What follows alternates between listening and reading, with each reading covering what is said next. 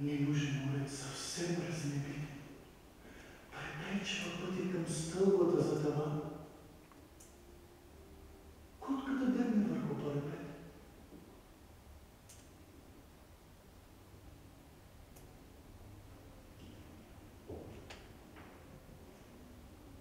Вятър издува една скъсана кръпа, завързана напред, някога в игра.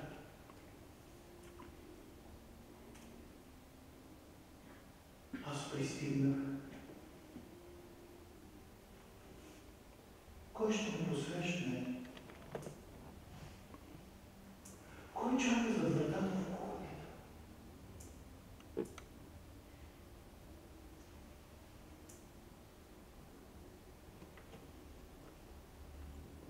От комина се издига дим, ври кафето за вечери.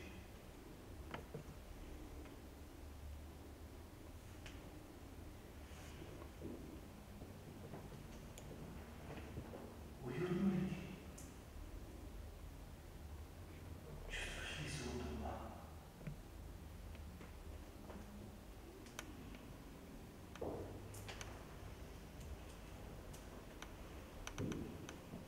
Не зная, много съм несигурен.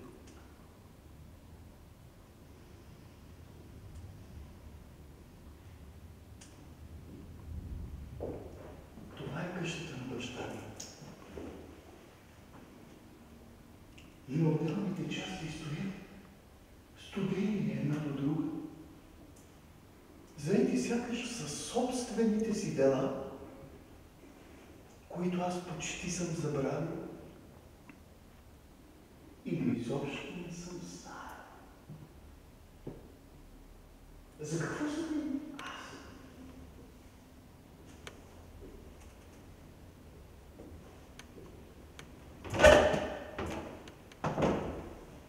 Какво означава аз за тях?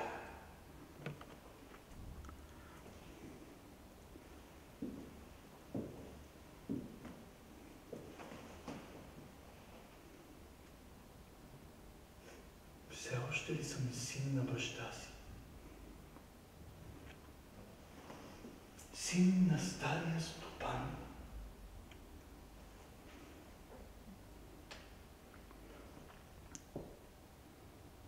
Не поспявам да почукам на вратата на кухнята.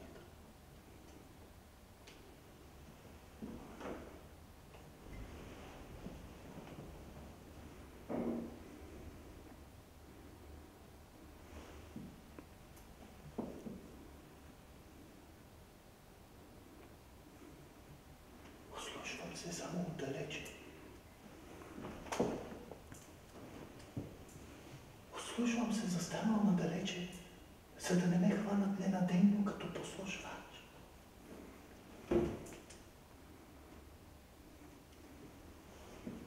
И тъй като се ослушвам отдалече, не долавям нито звук.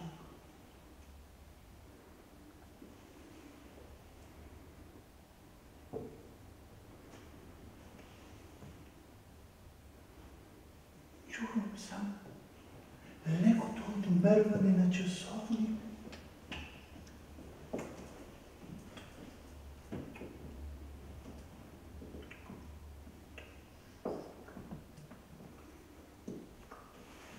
Или може би само мисля, че чувам този звук.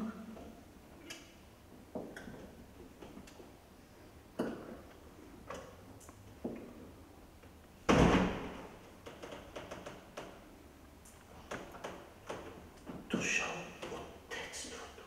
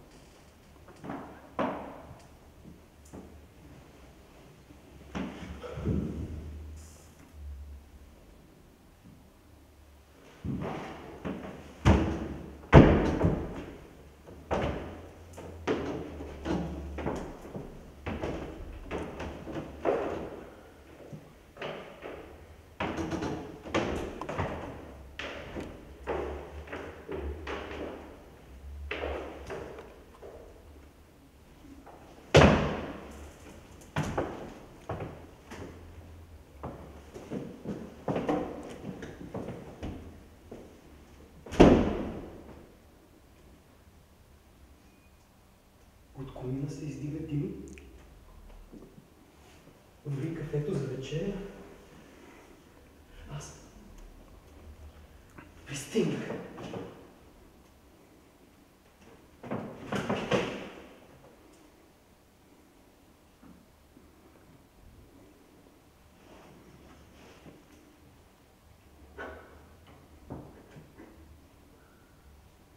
Уютно ли ти е?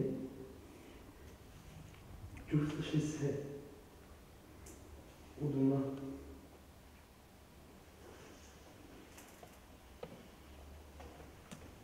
Това старата къща на баща ми, отделните части стоят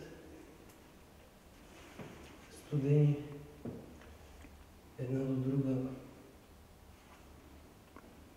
Заети са сякаш със собствените си дела, които аз почти съм забравил. Може би дори никога не съм забравил.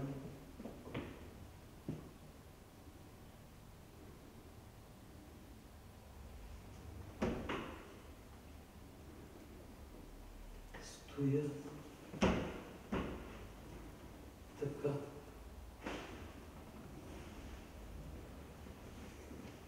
Стоя. И понеже стоя така, не долагам нито звук.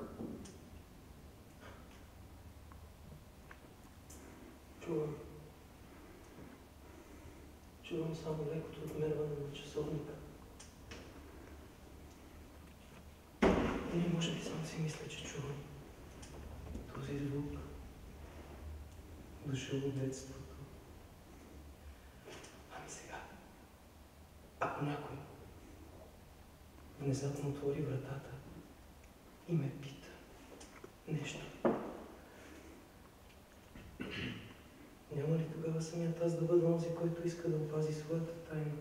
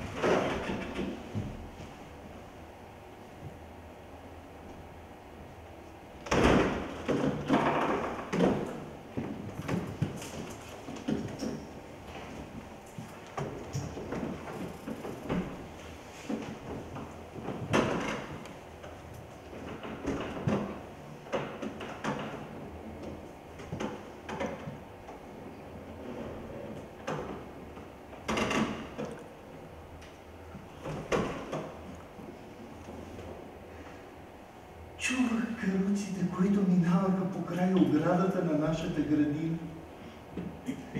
За миг ги зървах през леко местещите се пролуки на листак. Как скрибуцаше в горещото лято дървото на техните спици и окови. Работници идваха от полята и се подиграваха, че било срамота.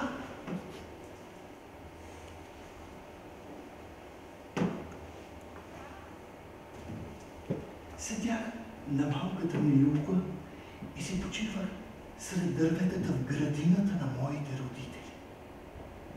Движението по край оградата не секваше. Ето сега притичаха няколко деца.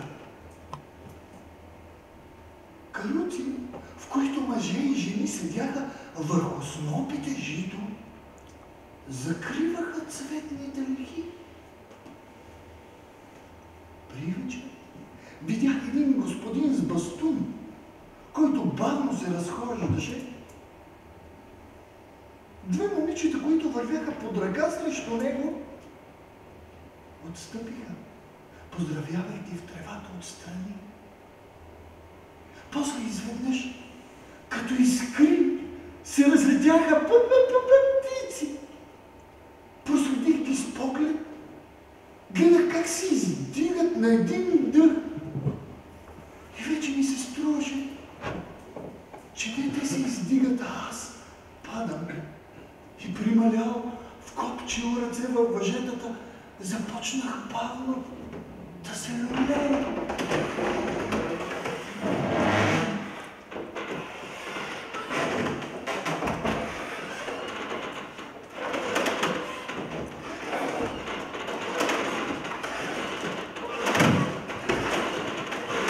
Люлеех се все по-силно, затука по-студенията и вместо летящи птици се появиха трепкащи звезди.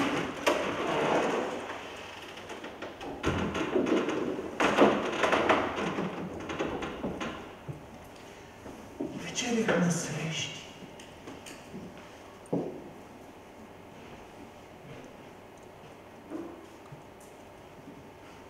И дъвчех сандвича си уморен. Тънките, ажурени пердета се издуваха в топлия въздух и от време на време някой минувач отвън ги хващаше с ръка, за да ме види по-добре и да ме заприказва. Обикновено свещата гореше бързо и в тъмния един още дълго се лутаха на събралите се комари. Ако някой ме попиташе нещо отвън през прозореца, аз поглеждах към него, сякаш поглеждах към планината от среща или в празното пространство, а още повече, че и той не държеше да получи отговор. Ако някой обаче прескочеше през парапета на прозореца и известеше, че другите вече са пред къщи, аз се изправях, естествено, с въздишка. Но защо въздишаш така? Защо въздишаш така? Защо въздишаш някакво особено непоправимо неща? Особено непоправимо. Ако не ще се справим с него, ще се справим с него. Дали всичко е загубено? Дали всичко е загубено? Нищо не беше загубено. Изтичахме пред къщи. Слава Богу, най-после сте тук. Не ние! Ти винаги закъсняваш. Как така аз? Точно ти! Стой си вкъщи, ако не искаш да идваш с нас. Няма ли да се смилите? Какво? Да се смилим ли? Какви ми приказваш? Пробихме вечерта с главите си.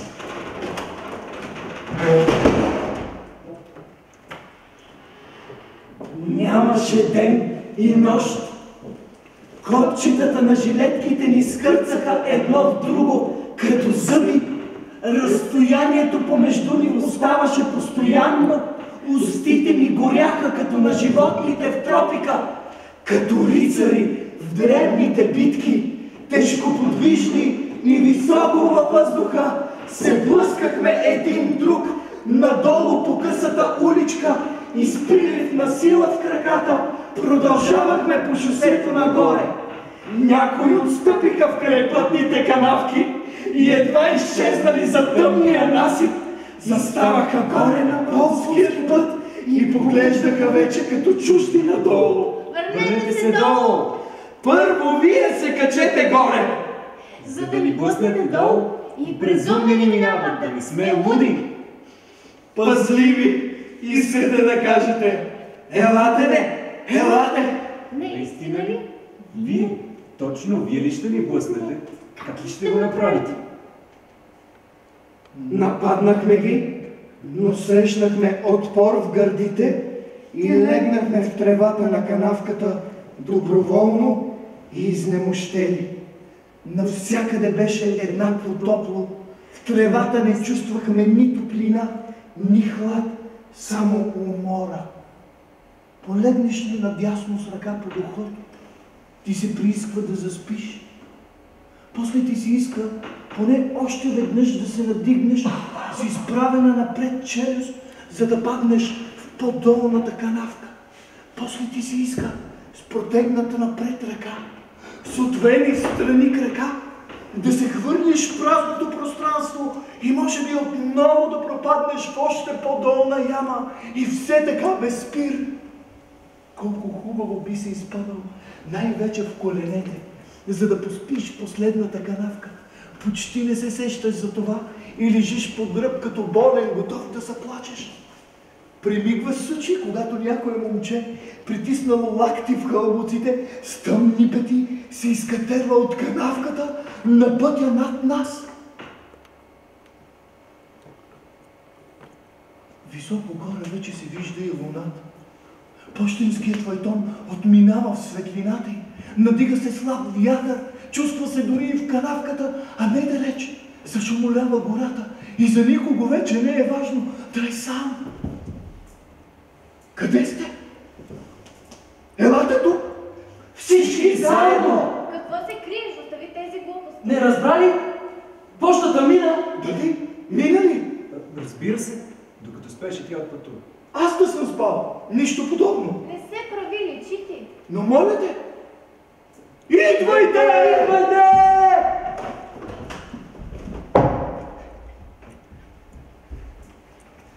Затичахме се в купо. Някои си подадоха ръце. Не можехме да държим главите си достатъчно изправени, тъй като пътят се спускаше надолу. Някой от нас нападе боен индиански вид. Както никога, краката ми се тръгнаха в галоп. При подскочите, вятърът ни повдигаше в хълбоците. Нищо не можеше да ни спре. Така бяхме обсебени от нашия бяг, че дори при изпреварване скръствахме ръце и се оглеждахме спокойно. Спряхме на моста край дивия поток. Които го бяха отминали, се върнаха. Водата долу се удреше в камъни и корени, сякаш не беше късна вечер. Нямаше причина някой от нас да не скочи върху парапета на моста.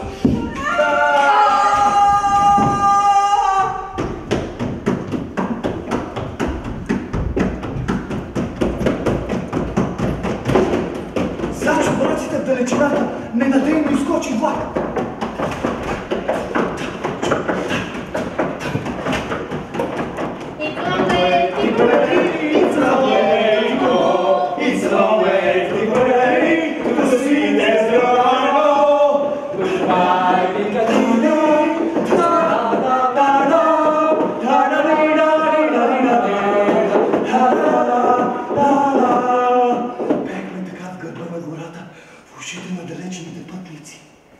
Възрастните в селото бяха пълни, майките постилаха леглата. Време беше си. Затичах се назад. Никой не ме извика. На първата пресечка, където не ме виждаха вече, свих и продължих по полските пътища към гората. Теглеше ме на юг, към града, за който в нашето село говорих. Това там са хора. Представете си, те никога не спят. Ама защо? Защото никога не се уморяват. Ама защо? Защото са глупаци. Глупаците не се ли уморяват? Как могат глупаци да се уморят?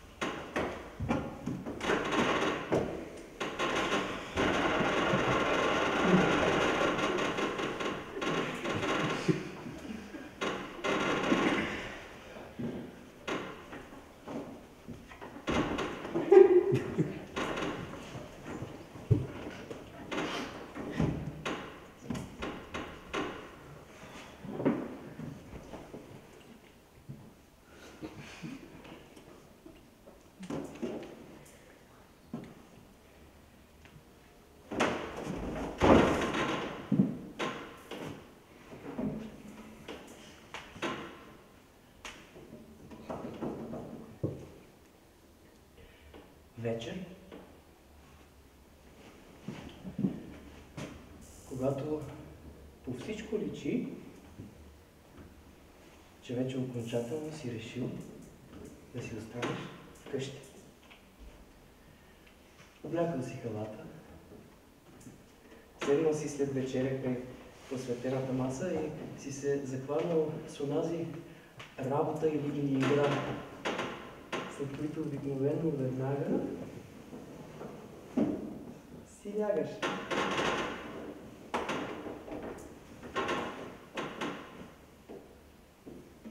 Вечер,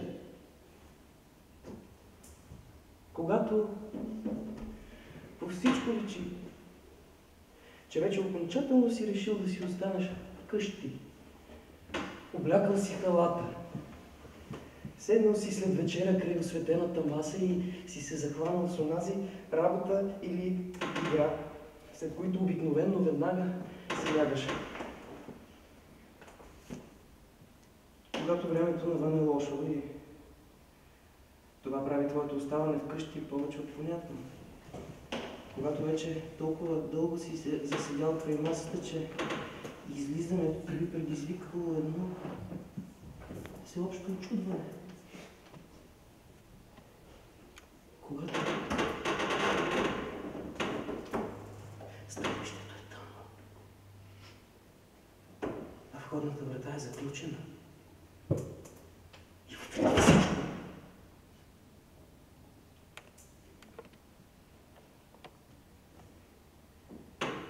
внезапно се изправиш, обзет от тягостни чувства, смениш набързо халата и внезапно се появиш в костюма си за разходка, като обясниш, че ти се налага да излезеш. И наистина го правиш след едно кратко сбогуване, съответстващо на бързината, с която хлопваш вратата, повярваш, че си оставил зад гърба си повече или по-малки неприятности, когато отново си на улицата, а крайниците, на които си дарил тази неочаквана свобода, ти се отблагодаряват с една особена подвижност, когато в това едно единствено решение чувстваш насъбрана цялата решителност, когато разбираш по-добре от обикновено, че имаш по-скоро усилие, отколкото потребност да осъществяваш и понасяш с лекота дори най-бързата промяна, когато просто вървиш по дългите улици, тогава тази вечер ти напълно се откъсваш от своето семейство, което отплува към безплътното, докато ти самият с плътни черни очертания крачиш уверено и се издигаш до реален образ.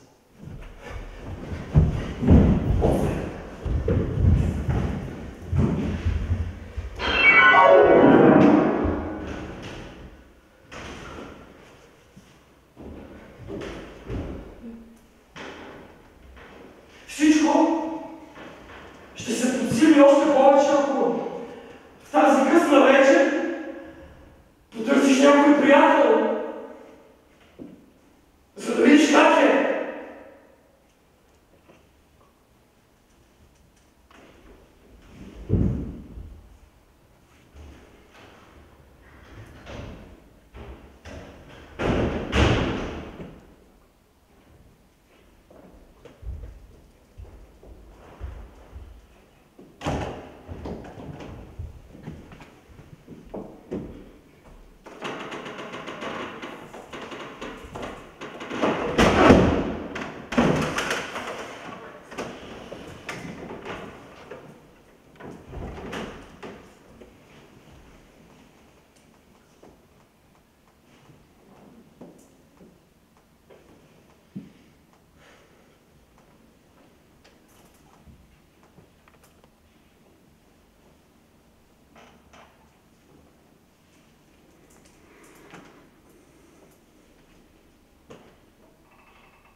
Искаш да избягаш от мен?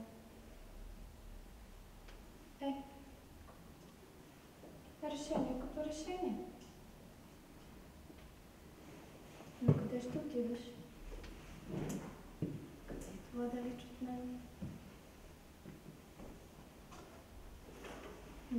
колата. Дори там няма да бъдеш далеч от мен. А и ти никога не ще стигнеш там.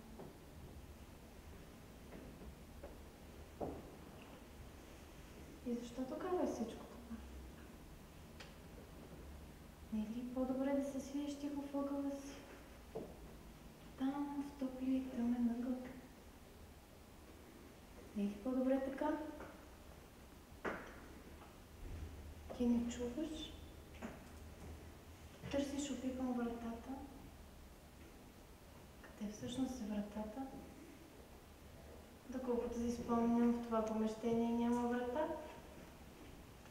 Кой подозира на времето, когато се строеше това тук, за такива световно значими планове като твоите?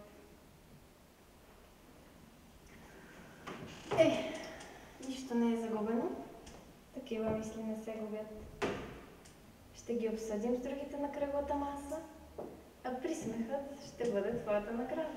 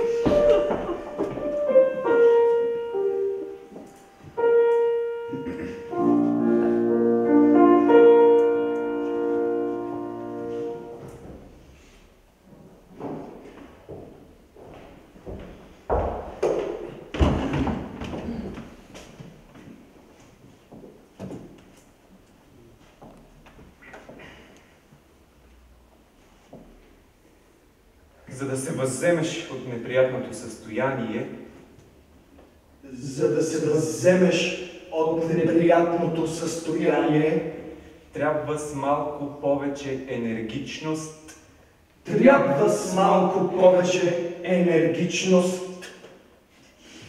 сам да се развеселиш. сам да се развеселиш.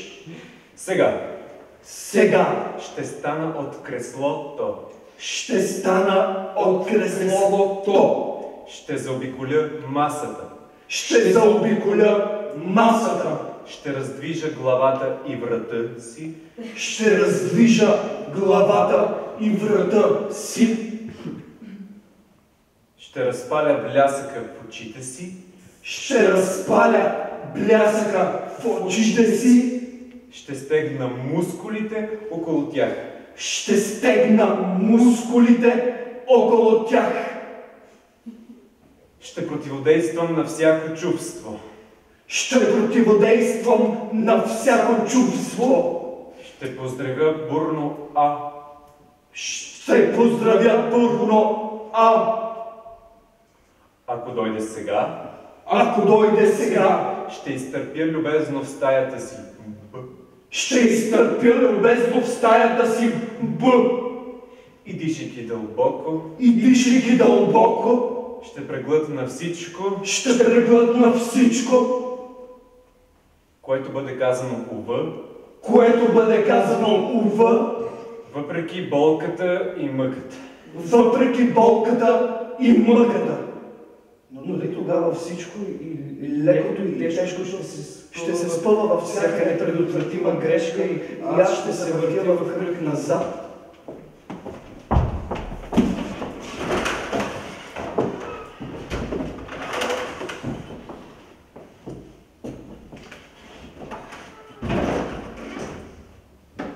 Затова най-добрият съвет си остава. Трубай всичко в себе си. Дръж се като тежка маса. И дори ако се почувстваш отритнат, не се оставяй да те подманят към ненужна стъпка. Гледай другите със зверски поглед. Не се разкайвай за нищо. Накратко, удуши със собствената си ръка и последния призрак, останал от живота. Разстели навсякъде сетния гробовен покой и не позволявай да съществува нищо, освен него.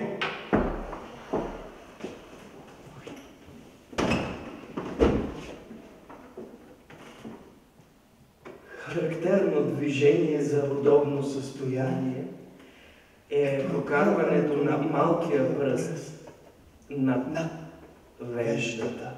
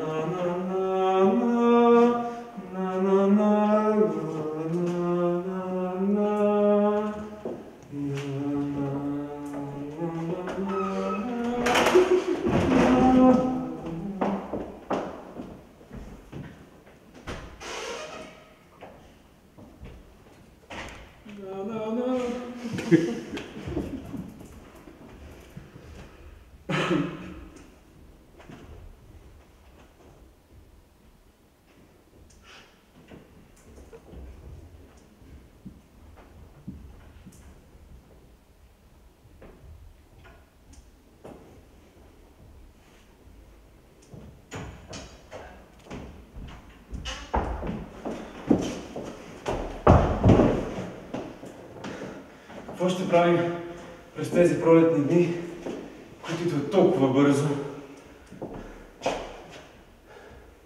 Зърната, небето беше сиво. А ако погледнеш сега през прозореца, от изненада ще опреш буза в дръжката му.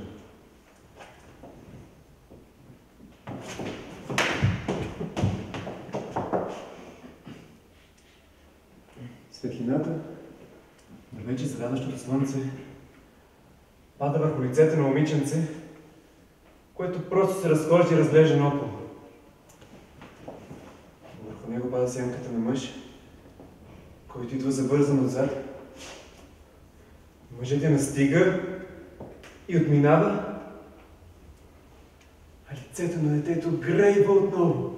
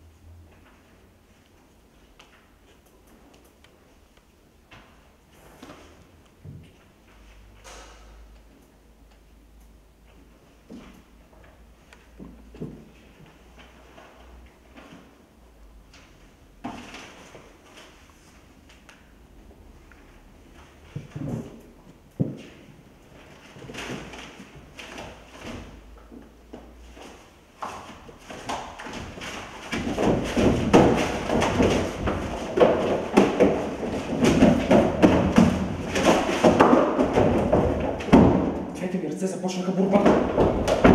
Хлопнаха книгата, която четях, и я блъскаха на страна, за да ми им пречи. Козируваха ми и ме обявиха за техен съдия. Бързо вкопчиха пръсти една в друга, втурнаха се по ръба на масата, ту надясно, ту наляво, в зависимост от това, коя надделяваше. Коя надделяваше. Не изпусках очи от тях. След като ръцете са мои, аз трябва да бъда справедлив съдия, иначе сам си окачвам тежестта от едно погрешно съдийско решение. Но задачата ми никак не е лека.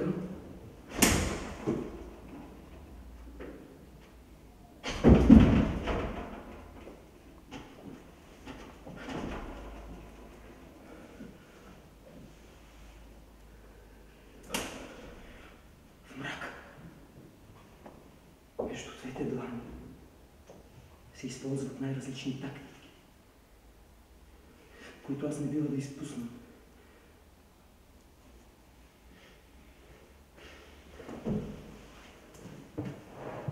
Ето защо опирам брада на масата и нищо не ме обягва.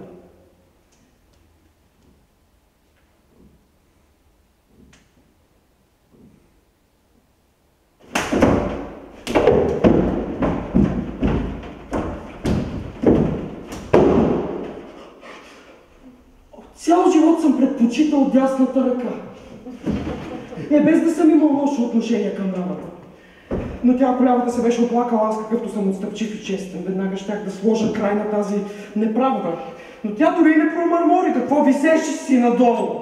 И докато дясната размахваше шапка за поздрав, когато вървях по улицата, лявата какво? Лявата подръпваше панталона ми срамежливо. Но това беше лоша подготовка за двубоя, който се развива сега.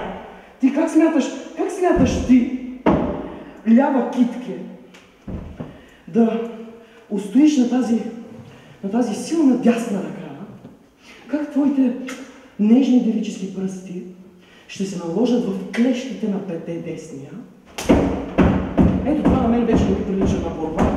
Това просто е естествения край на лявата ръка. Ето тя беше съвсем изтласкана в невидима на масата, а дясната блъска горе ритмично като машинно водала. Ако в този решителен момент не ме озари, спасителната цялата мисъл, че това са моите ръце и че аз с един единствен лек тласък мога да ги разтърся и по този начин да сложа край на борбата и на болката. Ако не ме беше озарила тази мисъл, сега лявата ръка ще да бъде отчупена от китката и изхвърлена от брега на масата, а пък дясната ръка като един петглав цербер, опиянена от победата, щеше да се нахвърли на превръстото ми лице.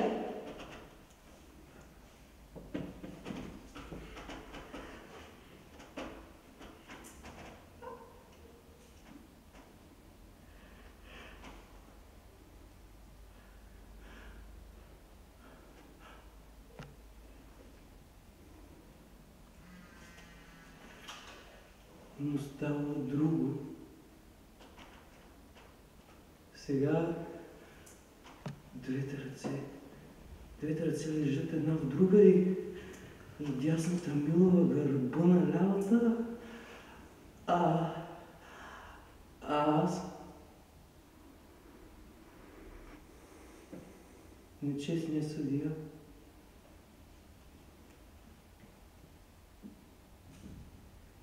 кимам одобрително.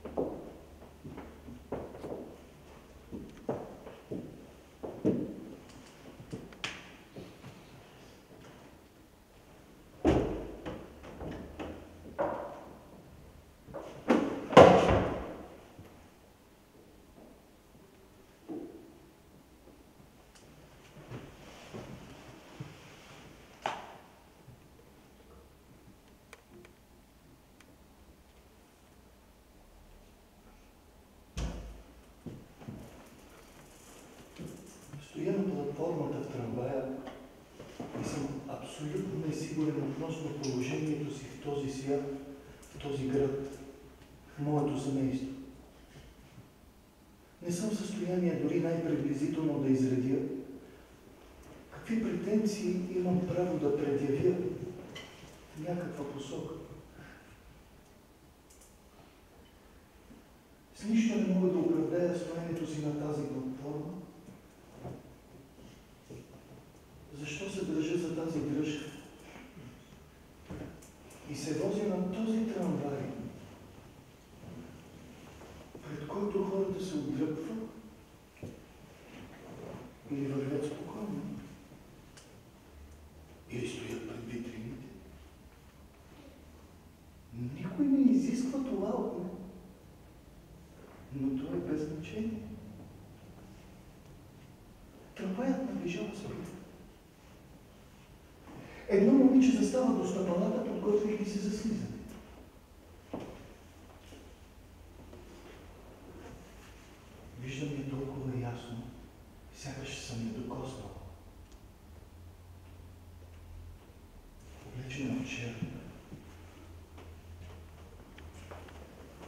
Писетата на полата й почти не помръдва.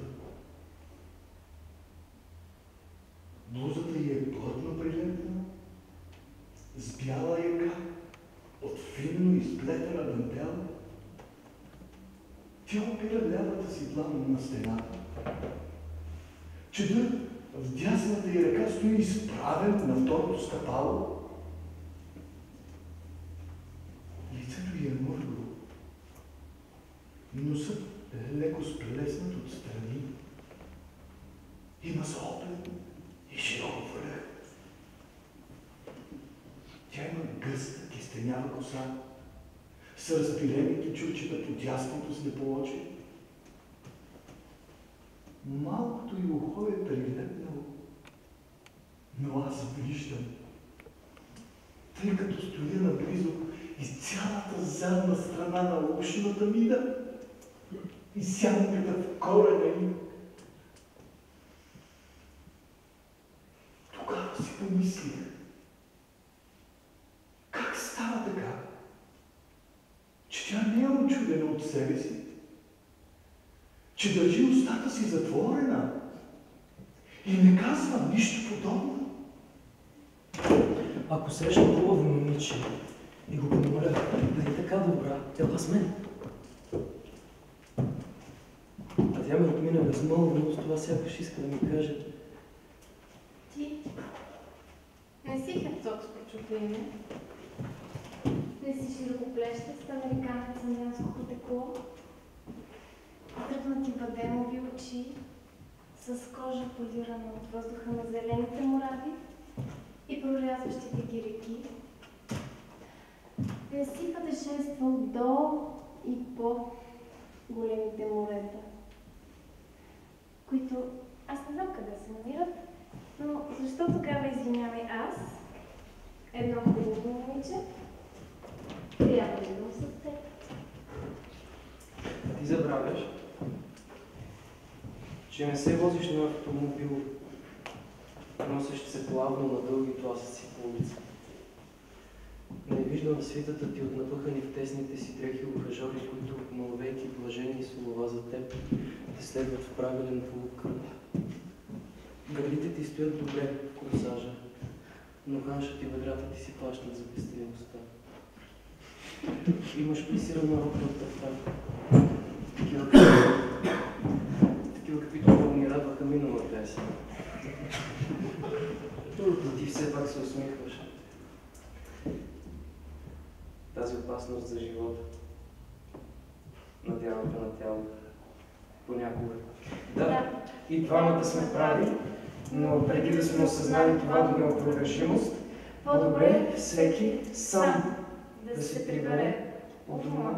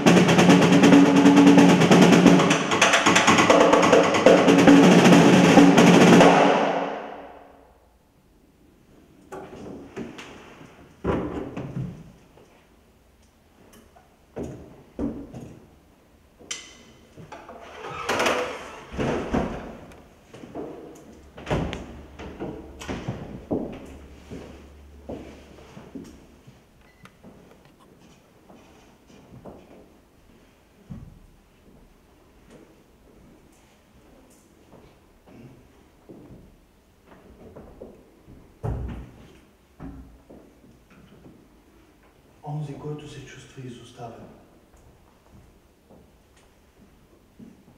И все пак понякога му се иска да се приобщи към хората.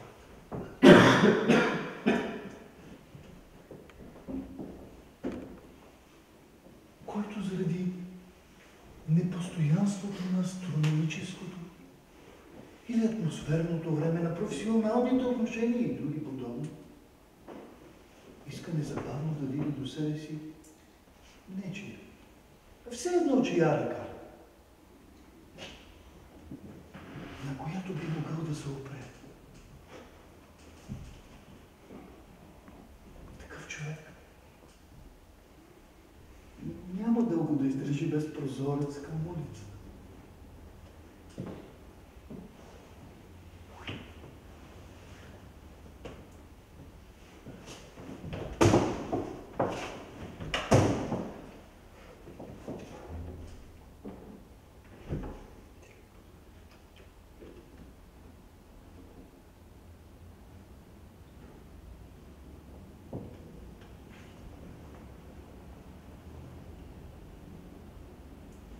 И ако той е уморен човек,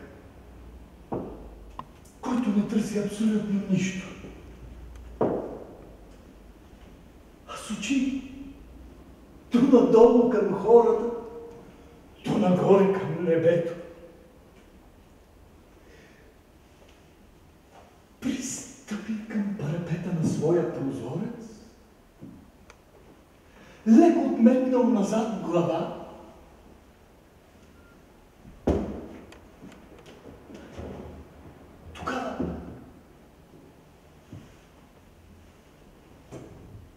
въпреки неговото нежелание, колите долу ще го повлекат със себе си в своята върволица от файтони и шум към човешката задружност.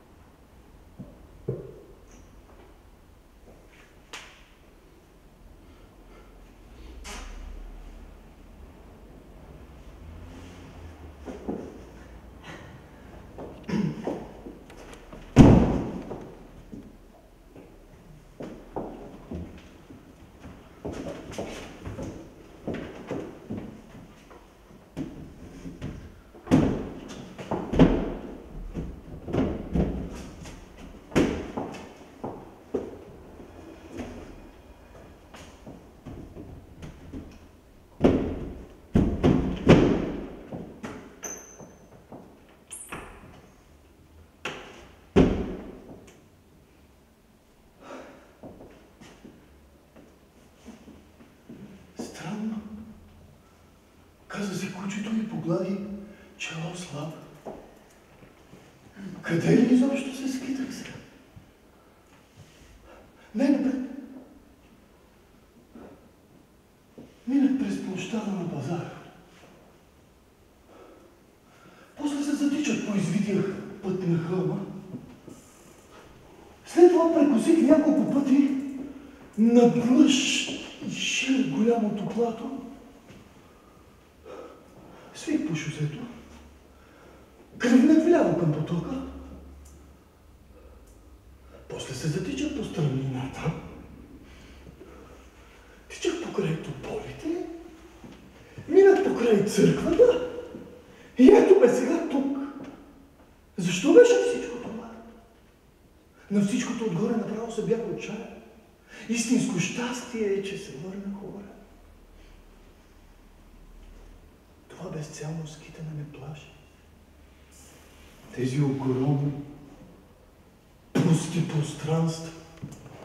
И колко жалко, безпомощно и малко куче съм аз. Завинаги изгубено в тях. А пък и нищо не може да ме подлъжи да избягам от това.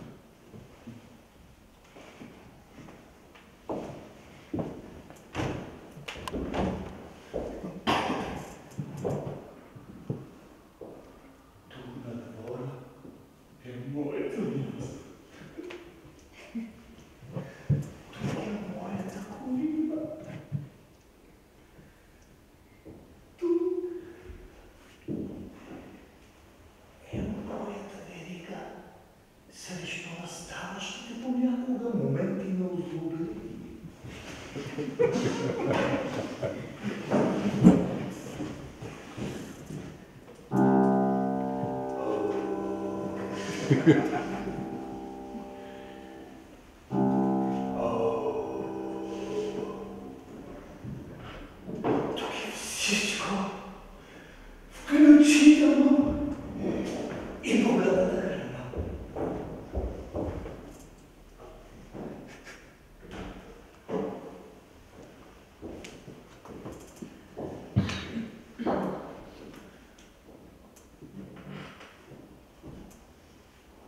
Затова никога не бих избягал тук по собствено желание.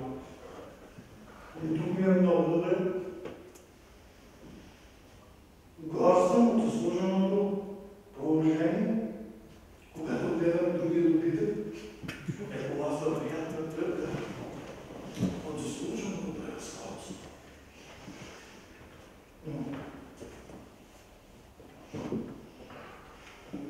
Бяга ли някое друго от животите така безцелно, както мен? Абсолютно никой. Махам котето. Онова нико същество с остри ногти, а никому не нужно и не също никому. Тя си има тайна, която мен не ме интересува. Се тича на някъде, изпълнявайки своите задачи, но дори и тя не допуска районът на къща. Значи аз съм единственият, който от време на време дезертира и абсолютно сигурна, че един ден ще ми струва привилегированото положение. За щастие днес като че ли никой не ме беше видял, но предишният път Ригнар, синът на господаря, не спести забележката си. Беше неделя, Ригнар седеше на пейката и пушеше.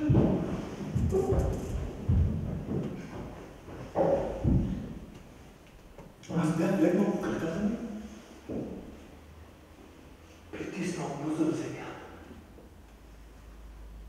Цезар, каза той, ти лошо, невярно куче такова.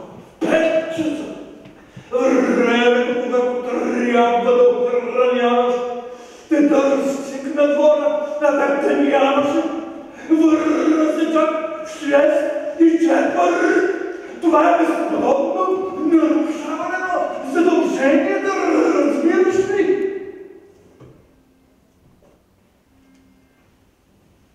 Значи отново бях изобличен. Изправих се.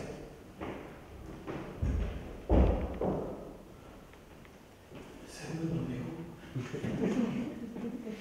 Прегърнах го за ръка. И рекох: намили, прости ми този път и не казвай ми никого. Доколкото това зависи от мен, повече няма да се повтори. И заплаха.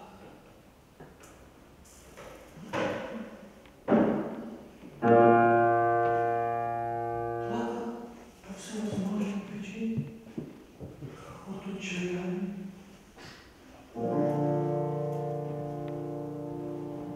От страх да не ме накажа. От радост, когато видях благото изражение на Рихард. От щастие, че не държи в момента никакво оръдие за наказание. Плаках толкова много, че сълзите ми намокнаха за кота на Рихард и той ми изблъска и заповяда да лепна долу.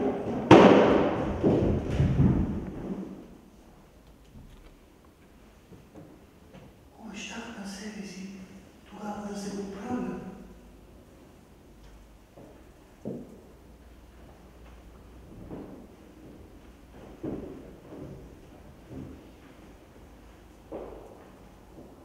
Но ето днес всичко се повтаря. При това бях избягал за по-това. Аз винаги обещавам да се поправя, доколкото това зависи от мен. Но вината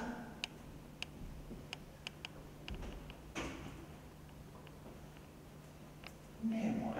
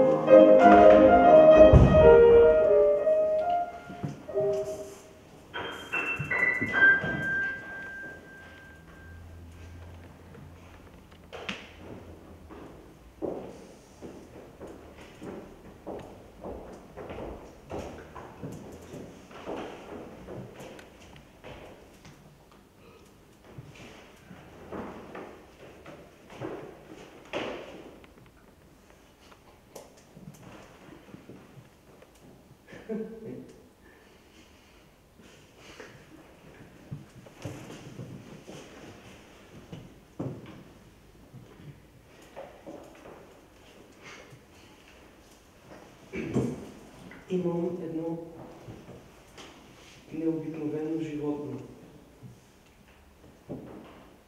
Той е полукотка, полуагне. Наследил го от баща си. Разви се обаче едва когато стана моето притежание. Преди това той беше по-скоро агне, отколкото котка.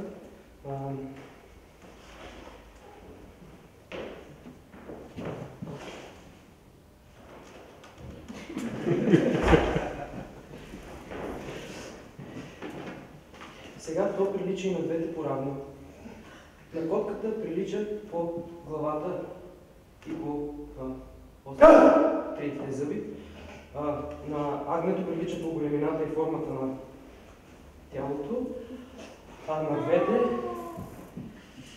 двете прилича по козината, която е мека и дланка, и по очите, които проблясват диво и страхливо, и по котката, която е едновременно скотлива и дебнеща.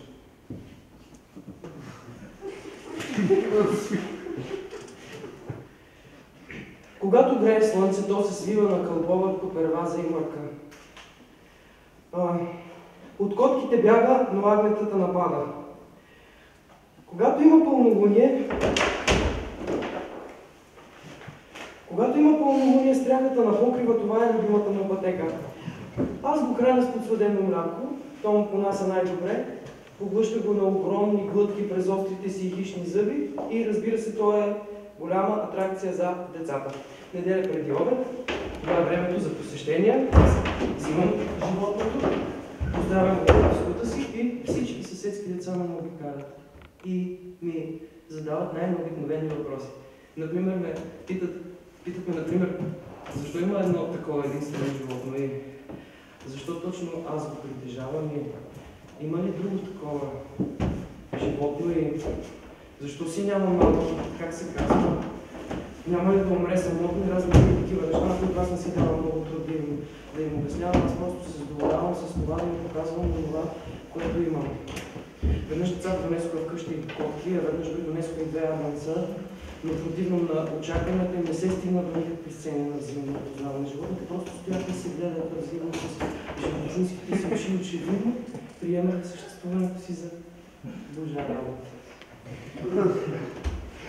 Идва ми да се смея понякога, когато просто започна да се въртвам по краката ми и да души и нищо не е в състояние да го откъсна от мен. Не му стига това, че е котка и агне, не иска да бъде куче. А един ден затънах в неприятности в службата и във всичко свързано с нея, както на всеки може да се случи. Аз не виждах никакъв изход и бях готов да оставя всичко да се срине. И когато в това състояние на душата аз излегнах вкъщи и случайно погледнал надолу, изведнъж видях, че по огромните му мустаци се стичат сълзи. Мои ли бяха? Негови ли бяха? Но това животно, тази котка, с душа на агне, имаше човешко честолюбие.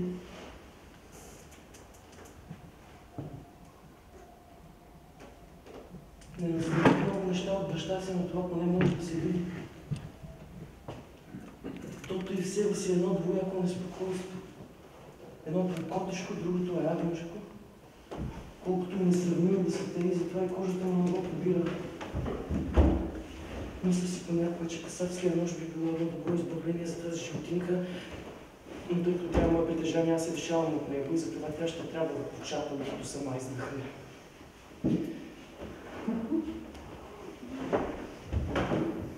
Въпреки че понякога ме гледа, сякаш се разбираш с човешки очи, които сякаш ме подканват да направя нещо, което е толкова понятно.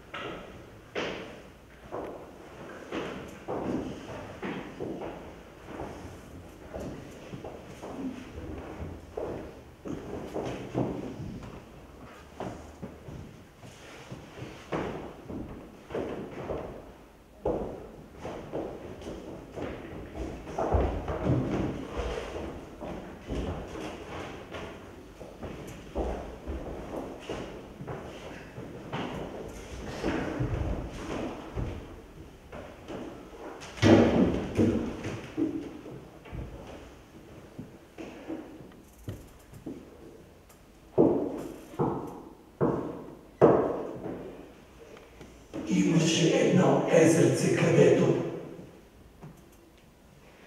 притиснали корем и гърди.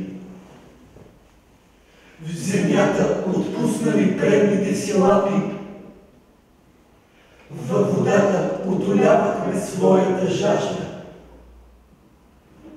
Но трябваше бързо да се връщаме. Най-разумният от нас пръв се откъсваше и извикваше: назад, братя! И ние побягвахме. Къде бяхте? Ни питаха после: горичката! Ами ходили ли сте при езерото? Не сме ходили там. Но вие целите сте вир вода. Лъжци такива. И кръжигът заиграваше. Побягвахме из дългите, огрени от лунна светлина коридори. От време на време някой биваше улучен или той подскокваше от болка. Гонитбата в галерията с портретите на дедите свършваше. Вратата хлопваше и оставахме сами. Още бяхме жадни. Един на друг ближихме капките вода от козината и лицата си. Понякога върху езика вместо вода усещаме кръв. Тя беше от ударите с къмшика.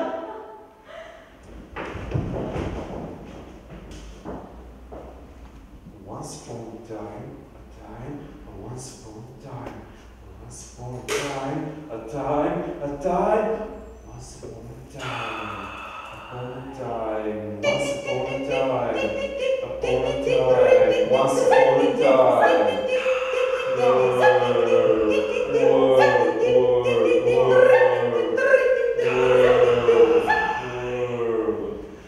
The world was round.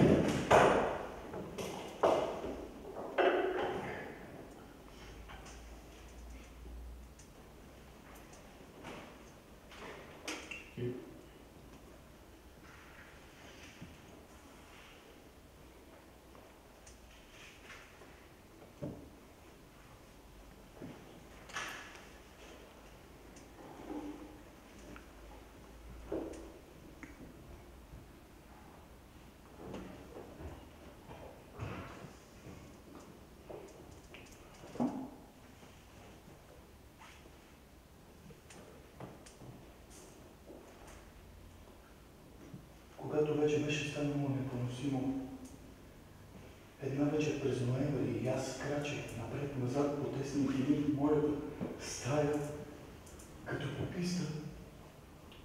Оплашен от изгледа на светлата улица, бързо се обърнах и в дълбочината на стаята, на дъното на огледалото, открих нова цел. Изкрещях само за да чуя крясък, на който нищо не отговаря и нищо не отнема силата на крещението, който се издига нагоре без противотежест и не може да заглъхне, дори когато замлъкне. Точно тогава вратата в стената се отвори много бързо, защото беше нужна бързина и дори впрегнатите долу на паважа коне се изправиха, изпънали шии, подобно побеснели в битка жеребци.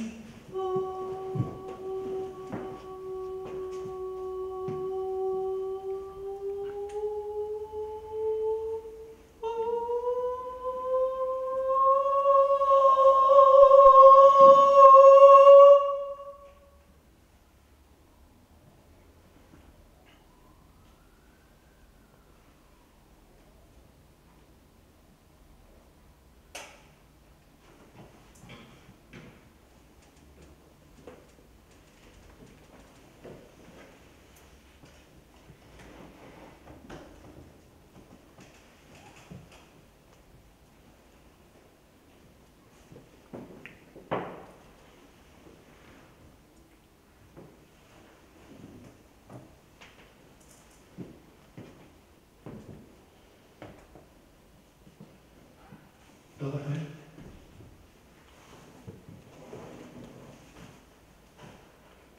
Задържах устната си леко отворена, за да излезе вълнението ми оттам. Имах лош дъх. Клепките на очите ми потрепваха. С една дума само това ми липсваше. Точно това всъщност. Очаквано посещение.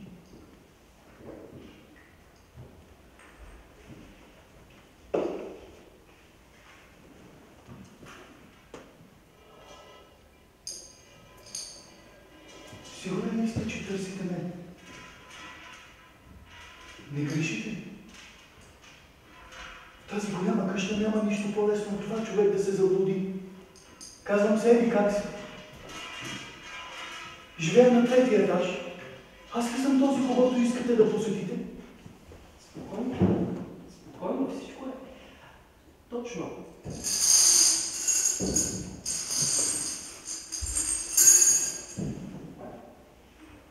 Тогава влезте в стаята, искам да затворя вратата. Аз вече я затворих. Не се притеснявайте, просто се успокойте. Никой не се притеснява. Само че...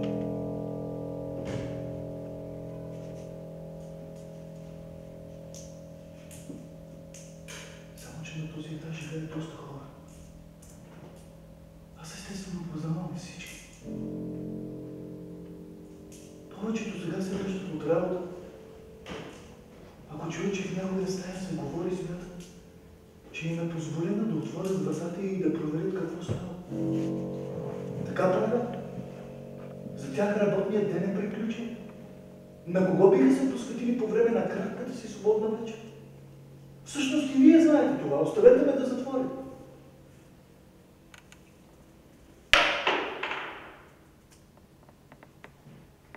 Какво ви има? Какво става? Нали ви казах вече, аз затворих вратата. Да не мислите, че само вие може да затваряте врати. Аз дори заключих.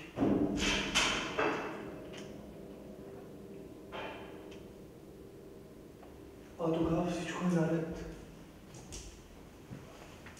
Съвсем не беше задължително да заключвате. А моля, настанете се удобно. След като вече сте тук, бъдете мой гост. Разположете се без да се притеснявате. Няма да настоявам нито да оставате, нито да си тръгвате. Необходимо ли е да го казвам? Толкова слабо ли го познавате? Не, нямаше нужда да го казвате. Нещо повече. Не биваше да го казвате. Аз съм просто дете. Защо си правите толкова труд заради мен? Нищо особено не правя. Естествено дете сте. Но не сте чак толкова малко. Вече сте направо голям. Ако бяхте момиче, не бихте си позволили да се заключвате с мен в една стая. Не бива да се безпокоим за това. Само искам да кажа, че обстоятелството, че аз ви познавам толкова добре, ме спасява до някъде. И също така ще ви лиши от удобната възможност да ме лъжете. И въпреки това, вие ме ласкаете. Не правете така. Настоявам да правете така. Още повече, че аз не виждам, че на всяка не мога да ви позная. Особено тук в този зал. Само да светнете лампата. Не всъщност, не по-добре, не аз и без това няма да забравя, че вие ме заплашите.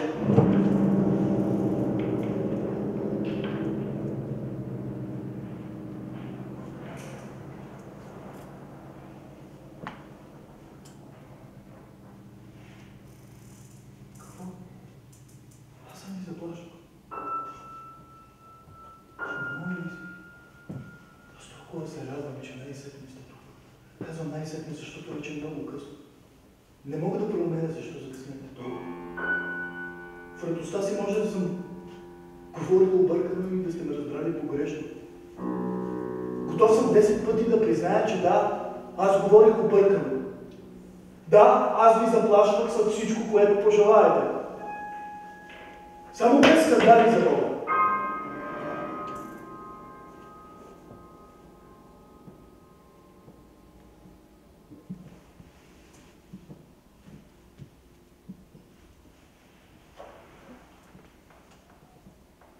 Как можахте да си го помислите?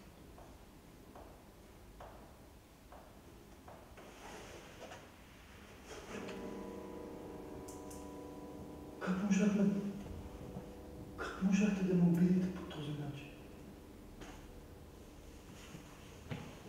Всеки непознат би бил по-отзивчив от вас.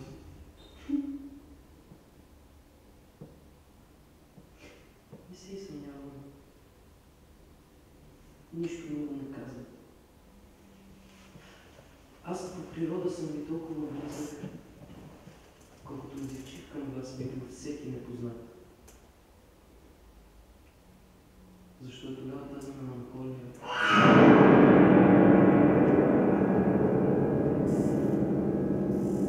Кажете си, че искате да разигравате комедии и аз веднага ще си тръгна. Така значи. Позволявате си да ми кажете дори това твърде дързък сте. Намирате се най-сетне в моята стая. Търкате пръстите си, като побъркам в моята стена. Моята стая! Моята стена! И онова, което казвате, не само смешно, но и нахално. Твърдите, че природата ви принуждава да разговаряте с мен по този начин. Нима! Вашата природа е същата като моята.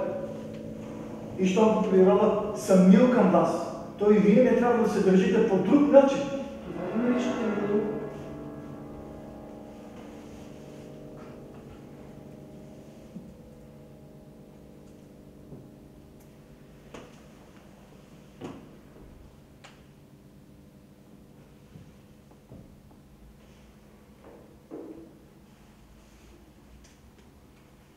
Говоря за преди малко. Знаете ли какъв ще стане после?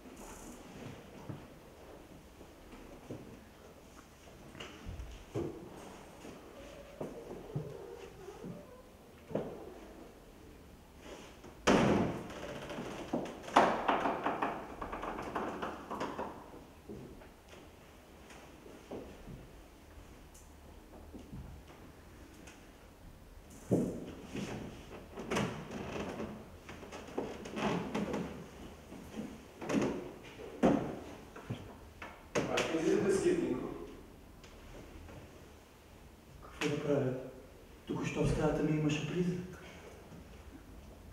Ако човек изобщо не вярва в призраци. Да не мислите, че аз вярвам? Само, че каква полза от това неверие? Много просто. Няма да ви страх, ако наистина ви посети призрак. Да, но така или иначе този страх е страничен. Истинският страх е страхът от причината за явление. А този страх остава. Точно той ме е завладял сега.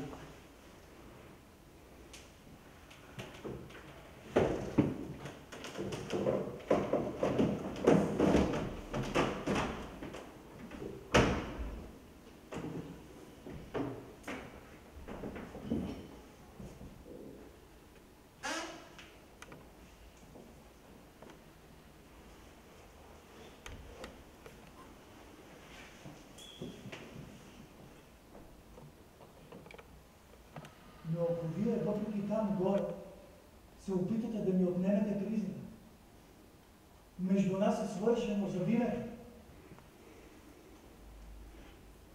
Това беше само шега.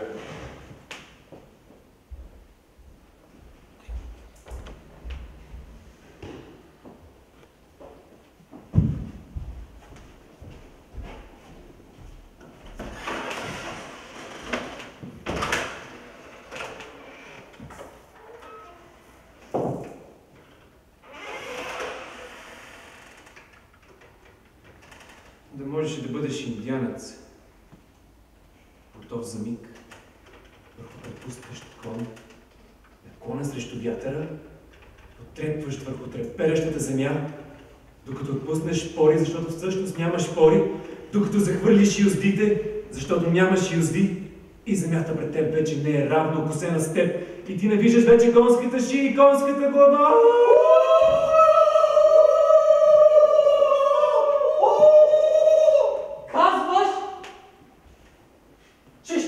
Още по-надолу, но аз вече съм стигнал толкова ниско. Но ако ще бъде така, аз предпочитам да остана тук.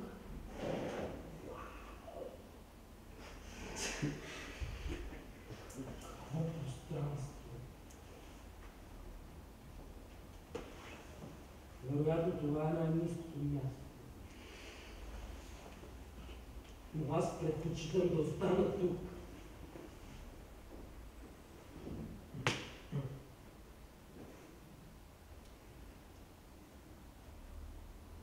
Само не ме принуждавай да отивам още по-надолу!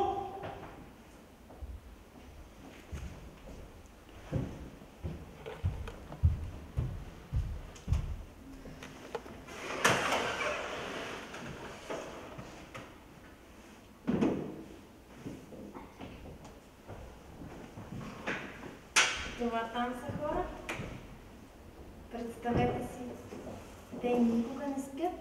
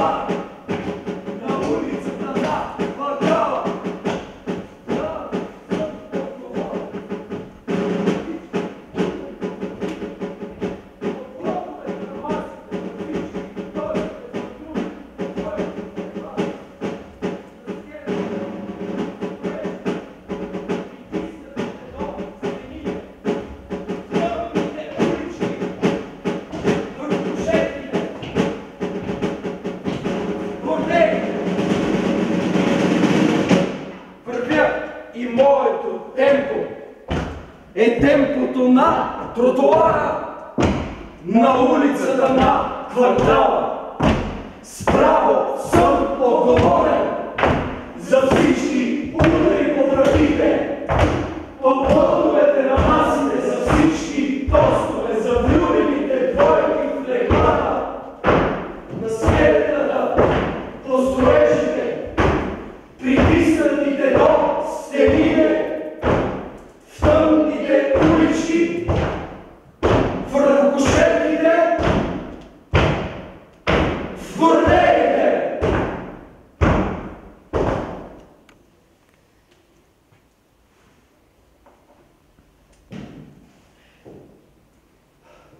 Едва когато влизам в стаята си,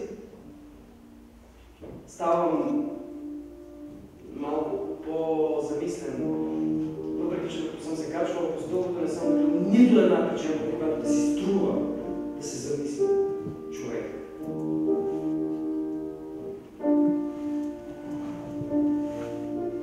Какво от това, че отварям широко прозореца и че в някаква градина свири